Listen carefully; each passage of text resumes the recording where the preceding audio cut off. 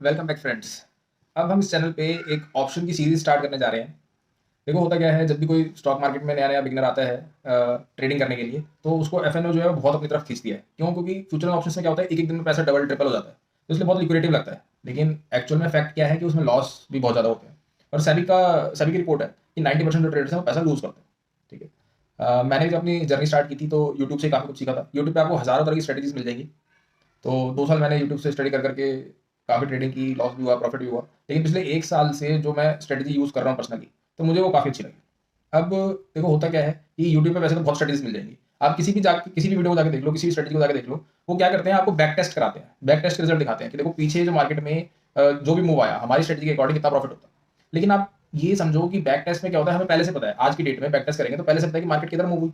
तो उसमें क्या, कहीं ना कहीं बायस्ड डिसीजन ले लेते हैं इन्फ्लुएंसर जो हैं, और उसी डायरेक्शन में ट्रेड लेते हैं जिस डायरेक्शन में मार्केट जा रही है। तो मैं अब जो इस सीरीज स्टार्ट कर रहा हूँ, इसमें बैक टेस्ट की कोई बात नहीं करूंगा, आपको मैं फॉरवर्ड टेस्ट करके दिखाऊंगा। अगले 1 साल तक मैं इस स्ट्रेटजी को रेगुलर अप्लाई करूंगा और डेली वीडियोस बना के डालूंगा कि इस स्ट्रेटजी के चलते हुए क्या प्रोसेस चल रहा है। तो आप लोग सब लाइव देख सकते हैं, मतलब डेली देख सकते हैं कि स्ट्रेटजी क्या रिजल्ट है। इस स्ट्रेटजी का हमारा टारगेट क्या है? आजकल बहुत लोग टारगेट की वीडियोस बना रहे हैं कि 1 करोड़ इन 3 मंथ्स, 5 करोड़ इन 3 मंथ्स। तो ऐसा कोई लंबा छोटा टारगेट नहीं है। एक लॉट से मैं स्ट्रेटजी अप्लाई करके दिखाऊंगा। 1 लाख रुपए की कैपिटल से लगेगी, उससे कम ही 70,000 में हो जाता है काम, लेकिन 1 लाख लेके चलते हैं। और टारगेट ये है कि हर महीने उससे 6, 8, 10 हज़ार रुपए उस एक स्ट्रेटजी से बनाने हैं। ठीक है। तो उसके अकॉर्डिंग हमारे 1 साल में 1 लाख रुपए डबल करना चाहिए। तो लेट्स बिगिन। अब क्या हुआ कि मैंने सैटरडे को एक ट्रेड लिया था सेम स्ट्रेटजी में, वो मैं आपको दिखाता हूँ।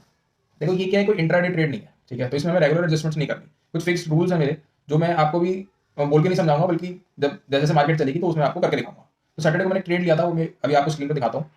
और फिर जैसे जैसे ट्रेड चलेगा तो हम आगे बढ़ेंगे। ये एक मंथली ट्रेड होता है, तो पूरे महीने बैठना है आराम से, कहीं एडजस्टमेंट की जरूरत पड़ेगी तो करेंगे। और जहाँ भी हमें लगेगा कि हमारा प्रॉफिट का टारगेट पूरा हो गया इस महीने का, 6, 7, 8, 9 जितना भी हमें चाहिए, तो हम वहाँ पे ट्रेड को क्लोज करके नेक्स्ट मंथ के लिए ट्रेड डाल देंगे। तो चलते हैं स्क्रीन पे।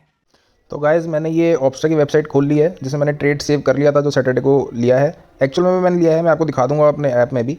लेकिन ऑप्स्टा में क्या है, आपको फीचर्स ज़्यादा देखने को मिलेंगे, ग्राफ से ज़्यादा अच्छा समझ में आएगा।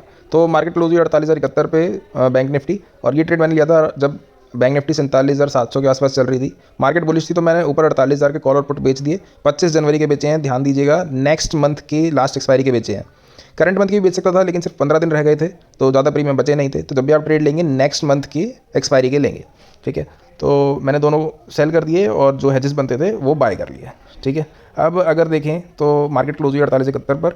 और प्रॉफिट एंड लॉस की बात करें तो अभी 509 रुपये का लॉस दिखा रहा है, लेकिन इसमें डरने वाली कोई बात नहीं है। मार्जिन हमारा लगा है 60,000 रुपये, जो मैंने आपको बताया था कि 60 से 70,000 रुपये का मार्जिन लगेगा। फिर भी 1 लाख रुपये की कैपिटल हमें रखनी है। डेल्टा जो है -8 है, मतलब 10 के नीचे कुछ भी है तो वो मैनेजेबल है और सब कंट्रोल में है। लेकिन हमारी स्ट्रेटजी में ना है डेल्टा मैनेज करना और ना कुछ मैनेज करना। सेट रूल्स हैं, मार्केट वहाँ पे आएगी तो हम अपनी एडजस्टमेंट्स करेंगे, अदरवाइज शांत बैठ के सिर्फ डिके होने का इंतजार करेंगे। Thank you for watching, bye bye, do follow.